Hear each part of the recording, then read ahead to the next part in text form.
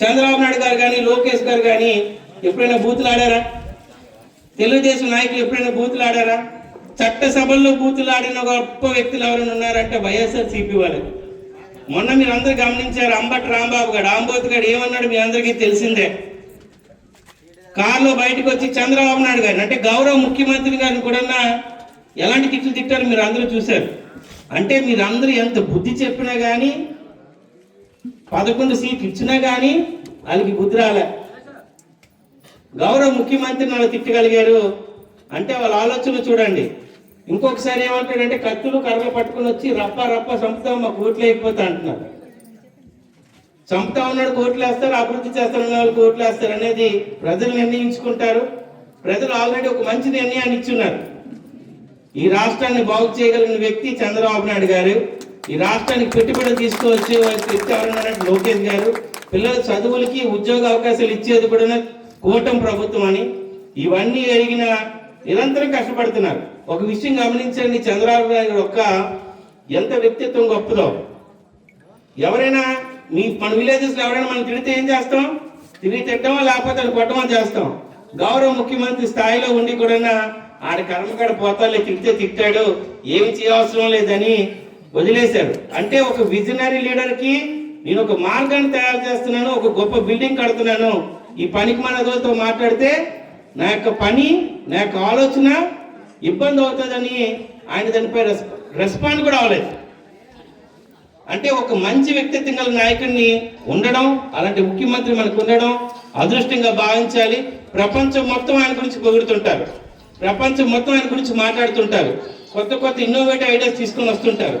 ఇందులో నిదర్శనం ఒకటే మాట చెప్తా. దేశంలో గత 2 సంవత్సరాల్లో ఏ రాష్ట్రాలకి అత్యధిక పెట్టుబడులు వచ్చాయని ఒక సర్వే వచ్చింది.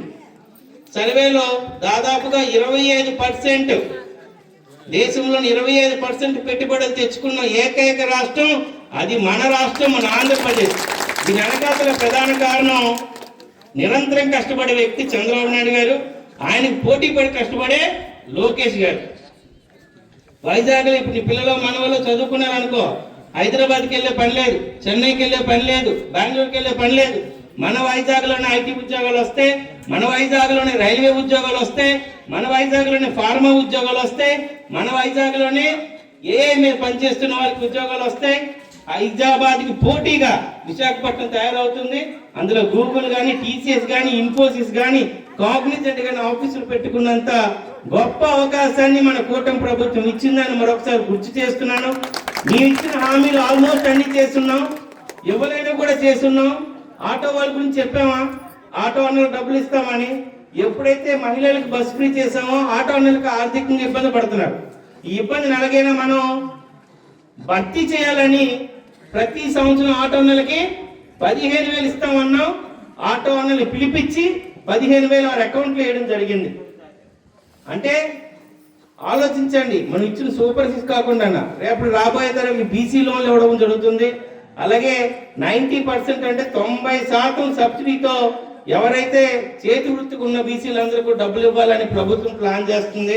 మహిళలను ఆర్థికంగా ఉంచాలని ఇంకొంచెం ఇన్నోవేటివ్గా ఆలోచిస్తుంది. కొంచెం ఏమైనా మహిళలందరికీ కలిపి గ్రూప్గా బిజినెస్ చేయించాలని కూడా చంద్రబాబు నాయుడు ఆలోచిస్తున్నారు.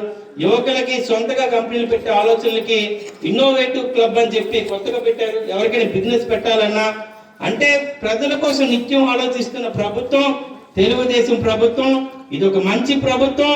తెలుగువారు, మహిళలు, ముఖ్యంగా రైతులతో ఎన్నుకోబడ్డ ప్రభుత్వం.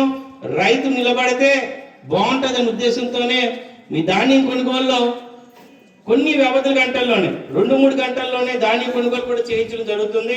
ఇది నాకు తెలిసి రాష్ట్ర చరిత్రలో ఇంత మునుపెన్నడూ జరగలేదు. అది జరిగి తీరిందంటే దానికి ప్రధాన కారణం రైతు బిడ్డ మన గౌరవ ముఖ్యమంత్రి చంద్రబాబు నాయుడు గారిని మరొకసారి గుర్తు చేస్తున్నాను. ఈ పాసు పుస్తకాలు